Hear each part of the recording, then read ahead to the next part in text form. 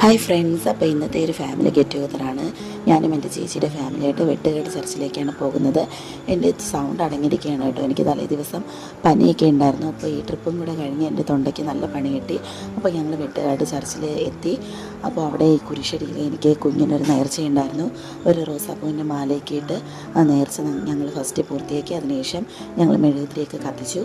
പിന്നെ വെട്ടുകാട് ചർച്ചിൽ ഇപ്പോൾ പുതുതായിട്ടൊരു ചാപ്പൽ വന്നിട്ടുണ്ട്. ഈ ചാപ്പലിൽ ഞാൻ ആദ്യമായിട്ടാണ് വരുന്നത് കേട്ടോ. ഈ ചാപ്പലിനെ പറ്റി പറയുകയാണെങ്കിൽ അടിപൊളിയാണ്, കാണേണ്ട ഒരു കാഴ്ച തന്നെയാണ്.